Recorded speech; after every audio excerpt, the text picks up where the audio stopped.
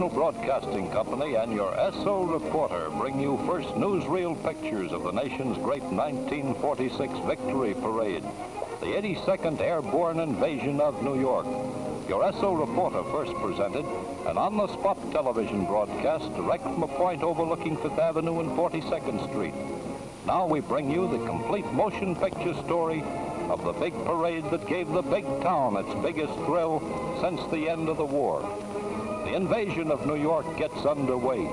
Rolling across George Washington Bridge shortly after 9 o'clock, the motor convoy of 3,000 troops from Camp Shanks is first to enter the city.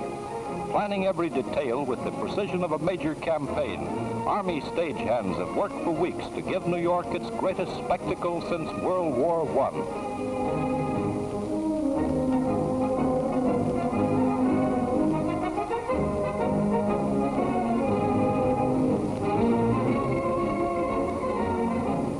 Downtown, the East River's Manhattan Bridge vibrates to the mechanized rumble of heavy tanks, tank destroyers, and guns rolling in from the Army base in Brooklyn. The new 8-inch self-propelled howitzers are seen by the public for the first time. City engineers, fearing the collective weight upon the span, are holding their breath until the armor is safely over the bridge and back again in Brooklyn.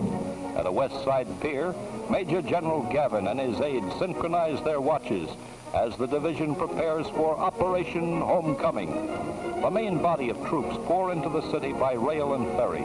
Routed from their bunks at 3 o'clock in the morning, 8,000 men have been fed, given lunches, put aboard 10 12-car railway trains in the order in which they are to parade, and landed in New York by ferry right on schedule.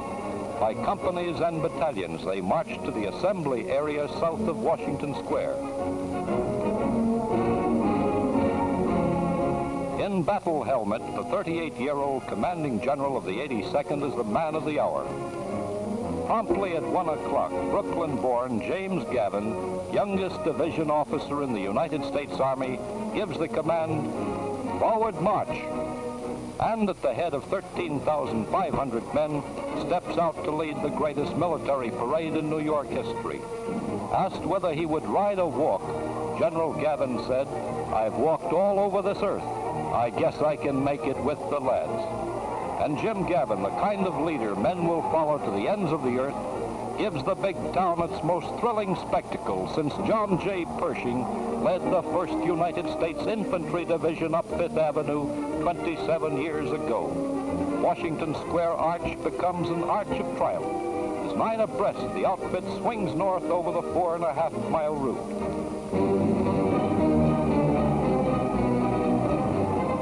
Wearing the red fourragère of Belgium and the orange lanyard of Holland, for gallantry in action as a unit, General Gavin's men of the 82nd are the first ever to be awarded such honors by a foreign nation.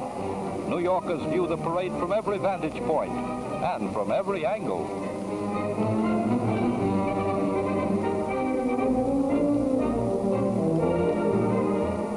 Veterans of Sicily and Salerno, of Normandy and Luxembourg, of Belgium and the Rhineland, the 82nd marches in the name of every soldier and every army of every allied nation on earth. These are the faces of the men who fought our battles. Rated the Army's #1 parade outfit, this all-American Airborne has been reviewed by Zhukov and Montgomery, by Eisenhower and Patton, by the foreign ministers of the liberated nations. Yes, they've really been around. The name All-American is inherited from the last war. The dads of 1919 may well be proud of their sons of 1946.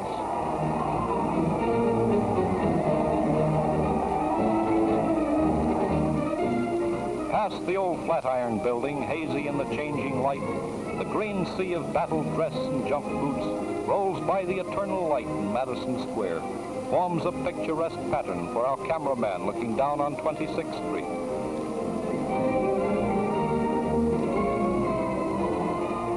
Still setting a strident pace at the head of his troops, General Gavin holds the center of the stage as New York throngs cheer his name.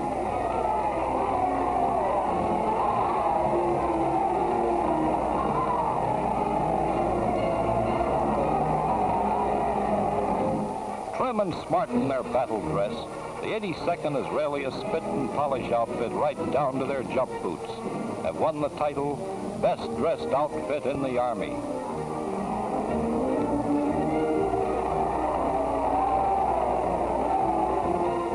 Behind the flags of America, Britain, France, and Russia, the 82nd gives New York a sample of the kind of equipment it takes to win a modern war. 79 flat cars to haul the mobile units to New York from Fort Bragg, North Carolina.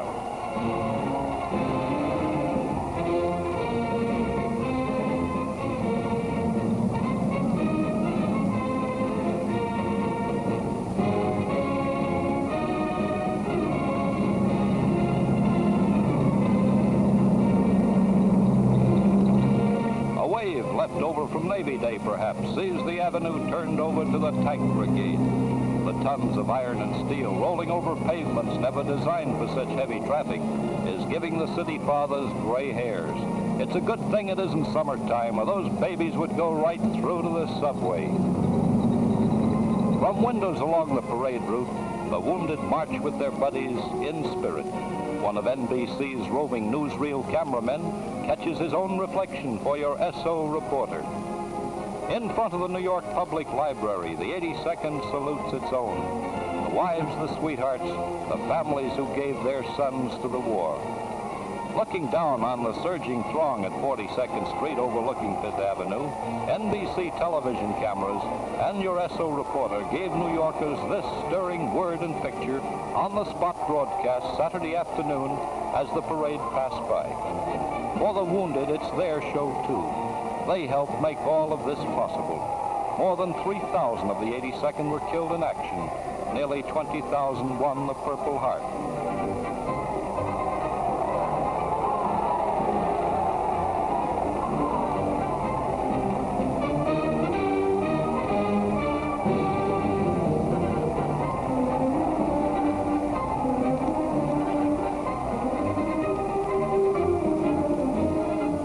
Proudest pooch in the Army today is Blackie, mascot of the 505th Battalion. Wearing a sweater with the names of the division's engagements, he marches with his buddies.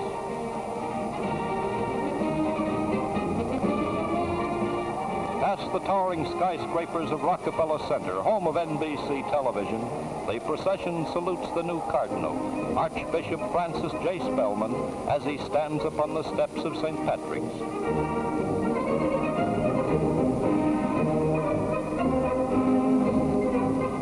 For a day that gave promise of clouds and showers, parade time finds streets dry and the air brisk. Even the unpredictable January sun gives the 82nd dazzling flashes of her rare charms.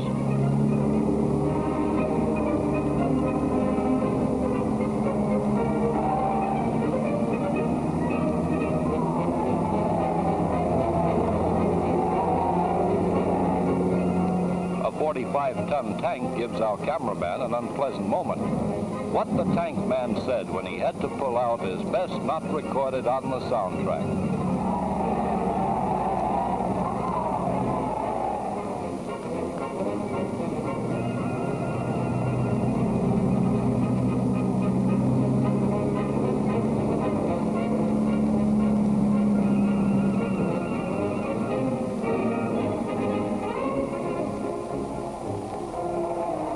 Arrival of the procession at the official reviewing stand in front of the Metropolitan Museum of Art at 82nd Street marks the climax of a great day.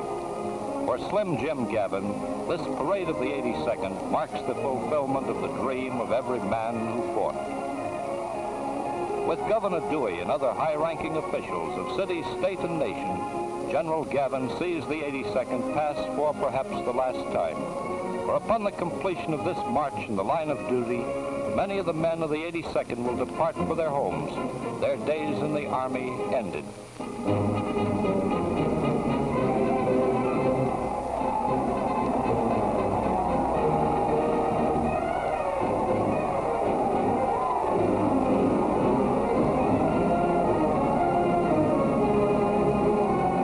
General Wainwright, the hero of Corregidor, member of the original All-American, pays his tribute to the men who helped see us through. And into the shadows of New York's most brilliant day, the 82nd marches to well-earned rest and retirement, the nation's 1946 Victory Parade will long be remembered.